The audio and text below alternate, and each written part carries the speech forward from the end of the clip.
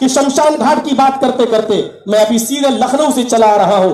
आज की रिपोर्ट बता रहा हूं कि कोरोना वायरस में मरने वालों की संख्या इतनी ज्यादा है कि आज लाशों को जलाने के लिए चिता नहीं मिल रही है, लाइन में लगी हुई है जो लाशें। विकास इतना किया हमारे देश के प्रधानमंत्री जी ने, सबका साथ सबका विकास का नारा ऐसा लगाया कि आज जिंदे तो जिंदे, मुर्दे भी लाइन में लगे हुए हैं। आज मुर्दे लोग भी लाइन में लगे हुए हैं। Hello hello hello.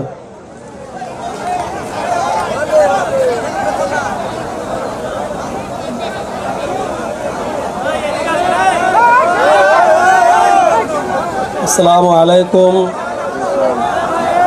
हमारे हिंदू भाइयों को बहुत बहुत आदाब।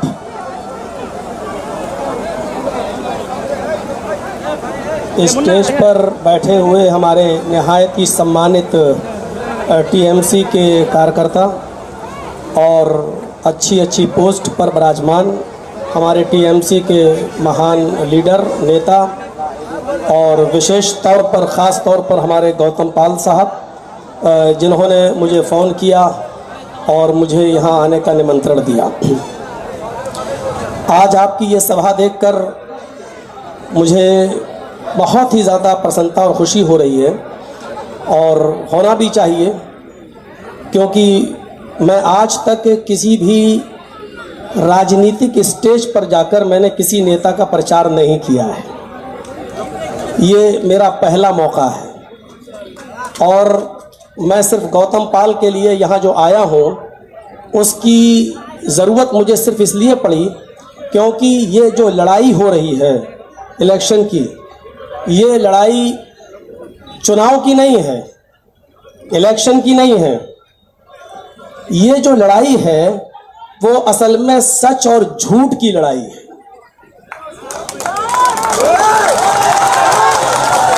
मैं इसलिए आपके सामने आया हूं ताकि आपको होशियार करूं, आपको केयरफुल करूं और ये बताऊं कि ये लड़ाई इस बात की लड़ाई है कि सच क्या है और झूठ क्या है, बेईमानी क्या है और सच्चाई क्या है, ईमानदारी क्या है।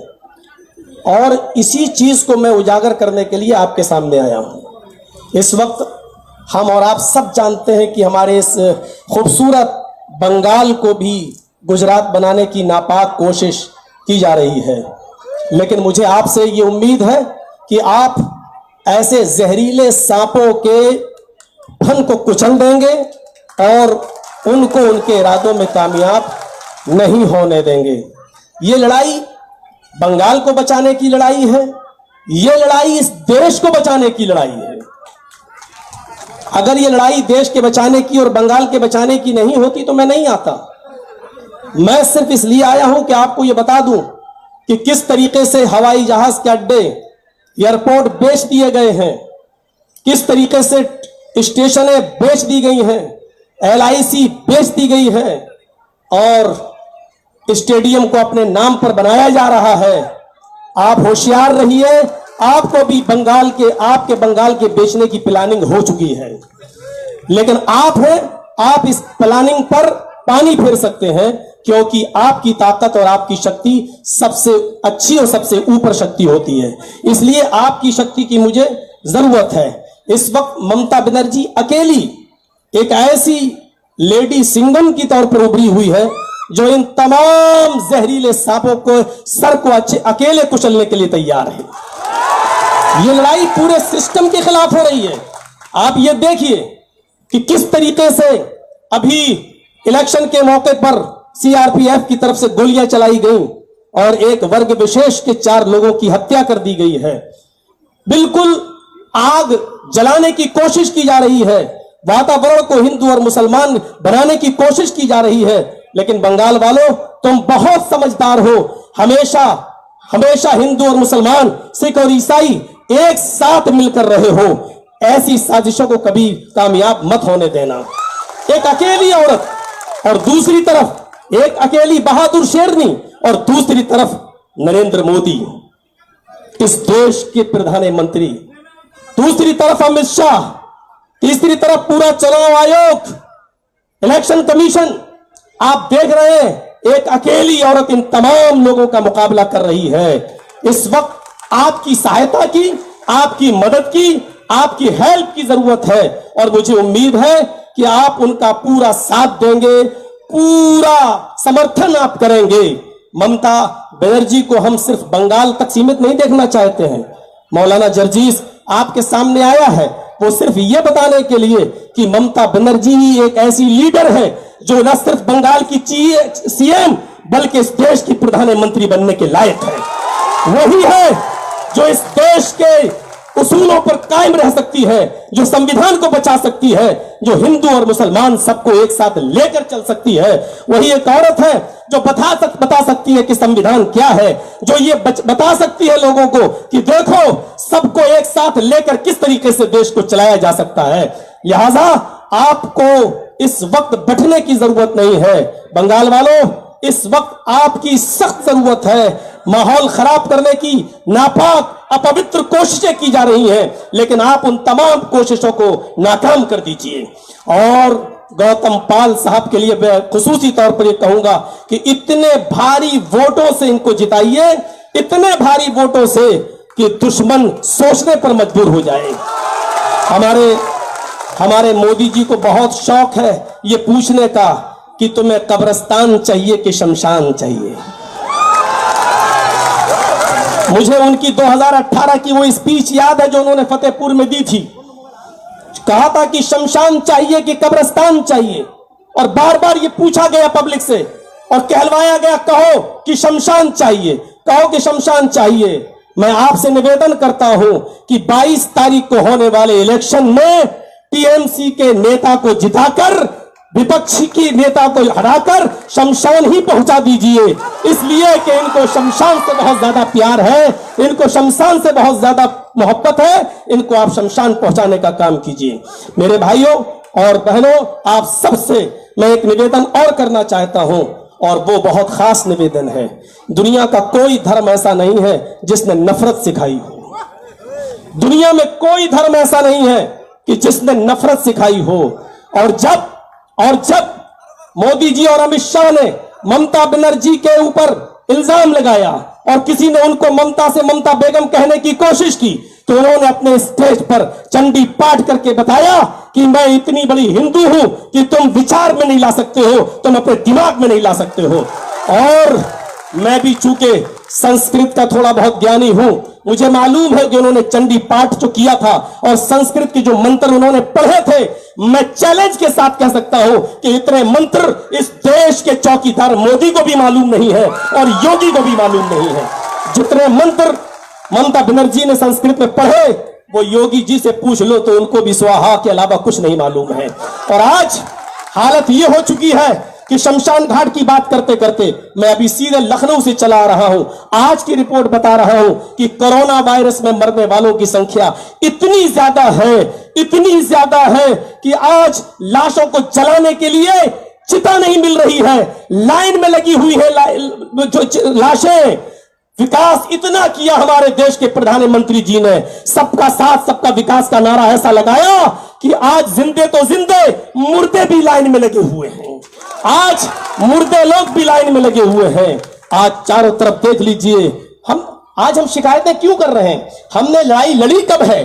हमने भाईचारे के ऊपर लड़ाई कभी लड़ी है? हमारी तो लड़ाई हमेशा मंदिर और मस्जिद के ऊपर रही है। और आज देख लीजिए मंदिर भी बंद है और मस्जिदें भी बंद हैं। मेरे भाइयों, मंदिर और मस्जिद के मुद्दों से उठकर विकास के मुद्दे पर आइए, भाईचारे के मुद्दे पर आइए, देश की उन्नति के मुद्दे पर आइए और भाईचारा हमेशा कायम रखिए। क्योंकि मैं मुसलमान हूं लेकिन मैं जानता हूं कि हमारा कुरान हमें भाईचारे का निमंत्रण देता है। हिंदू भाई है, इनसे पूछिए कि क्या हिंदू धर्म नफरत सिखाता है?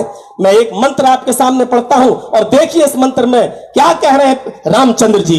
रामचंद्र जी कह रहे हैं, प्रत्यत्यम चारुम धर्म गोपीथाय पुरहु यसे मरुद्रिग्नागही। प्रत्यत्यम चारुम धर्म गोपीथाय पुरहु यसे मरुद्रिग्नागही। तुम्हारे शब्दों के वार से, तुम्हारी जबान से निकलने वाले कोई शब्द से किसी दूसरे व्यक्ति को तकलीफ नहीं होनी चाहिए।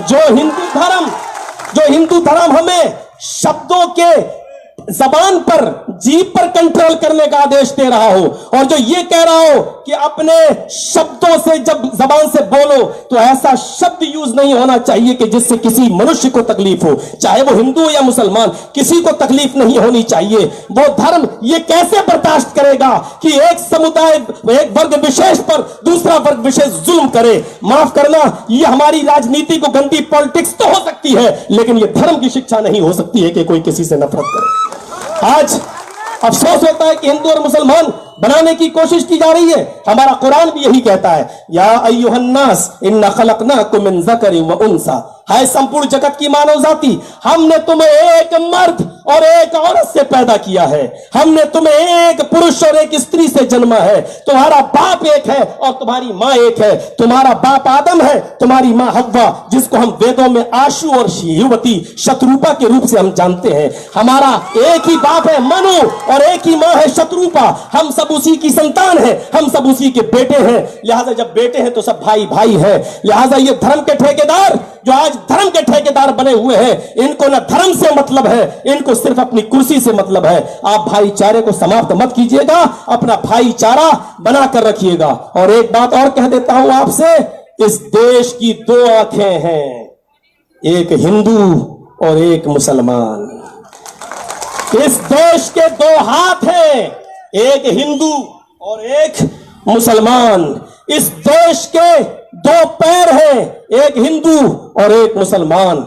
ये देश उस वक्त सलामत है जब हिंदू भी सलामत है, सुरक्षित है, और मुसलमान भी सुरक्षित है। अगर किसी एक को तकलीफ पहुंचाने की कोशिश की, अगर किसी एक को सताने की कोशिश की, तो गोया कि एक आंख आप फोड़ रहे हैं, एक हाथ आप तोड़ रहे हैं, एक पैर आप काट रहे हैं। और याद रखो, अगर इस देश में एक भी धर्म का, एक भी धार्मिक इंसान को तकलीफ हुई तो यह देश काना हो जाएगा, यह देश लूला हो जाएगा, यह देश लंगड़ा हो जाएगा। इस देश को लंगड़ा होने से, इस देश को लूला होने से, इस देश को अपाहिज होने से बचाइए, और बचाने का काम आपका है। हिंदू और मुसलमान सबको साथ में लेकर चलिए, और यह काम सिर्फ एक ही औरत कर रही है, और वो है ममता दीदी।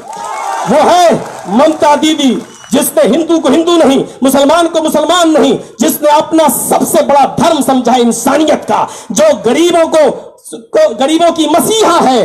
आप गौतम बुद्ध के हाथ को मजबूत करके ममता बनर्जी को मजबूत करिए। वैसे तो मैं आपकी लहर देखकर मैं समझ गया हूं कि गोदी मीडिया क्या चीख चीख कर ऐलान कर रही है और वास्तविकता क्या है, वास्तविकता क्या है। और गोदी मीडिया का हाल तो आप जानते ही क्या है। गोदी मीडिया का हाल कभी सही सच्चाई में समझना है तो यह समझ लीजिए कि गोदी मीडिया यह है कि कोई आदमी अगर पानी में डूब रहा है तो उसको बचाएगी नहीं। कोई आदमी पानी में डूब रहा है और ये गोदी मीडिया उसके सामने पहुंच जाए तो ये उसको बचाएगी नहीं, बल्कि उसके मुंह में कैमरा घुसड़ के पूछेगी आपको कैसा लग रहा है, इस वक्त आपको कैसा लग रहा है, इस वक्त आपको कैसा लग रहा है। और हो सकता है कि शाम तक अब न्यूज चैनलों पर आपको हटाकर अब मुझे ही दिखाया जाए। मुझे मालूम है कि किस सिमत की तरफ आपको बहकाया जाएगा, लेकिन इस लेडी सिंघम के हाथ को मजबूत करिए। ये घायल शेरनी है, घायल शेरनी। अमित शाह और मोदी जी ये सब जहरीले सांप हैं, जहरीले सांप, और इन सांपों के सरों को कुचलने के लिए अकेली शेरनी काफी है। बस आपसे निमंत्रण करता हूं, आपसे अपील करता हूं कि ममता बनर्जी को मजबूत करिए और देश में भाईचारा बना रहने दीजिए। कोई खुश नहीं है इस गवर्नमेंट से, कौन नहीं जानता किसान आज कहां पहुंचे हुए हैं, व्यापारियों का आज क्या हाल हो रहा है, स्कूलों का हाल आज क्या हो चुका है। कोई भी कौम, कोई भी बिरादरी, कोई भी जात, कोई भी समूह आज बीजेपी से खुश नहीं है, सब इसको बद्दुआएं दे रहे हैं। लेकिन ममता बनर्जी के इस इलाके में आकर सेंध लगाने की कोशिश की जा रही है। आपसे मैं फिर अनुरोध करता हूं, फिर एक बार रिक्वेस्ट करता हूं, फिर आपसे अपील करता हूं। मुझे आशा है, मुझे उम्मीद है, मौलाना जर्जीस एक मुस्लिम होने के नाते इतना बोलता है कि मैंने आपकी भीड़ देखकर यह अंदाजा लगा लिया है कि आपको जिसको मारना था वो मर चुका है, आपको जिसको मारना था वो मर चुका है, और हमने जनाजा पढ़ा दिया है, हमने जनाजा पढ़ा दिया है। अब दफन करने का काम बाकी रह गया है, वो 22 तारीख को आपका है। मुझे उम्मीद है कि आप दफन कर देंगे। आप गौतम पाल को मजबूत करके टीएमसी को मजबूत करेंगे, बंगाल को बचाएंगे, भाईचारा कायम रखेंगे और ये अहद, ये वादा करके यहां से उठिए कि हम बंगाल को दोबारा गुजरात नहीं बनने देंगे और ममता दीदी को हम फिर से लाएंगे। पहले बंगाल में लाइए और फिर हम सब मिलकर कोशिश करते हैं उनको दिल्ली पहुंचाने की। बंगाल जिंदाबाद, हिंदुस्तान जिंदाबाद। सलाम।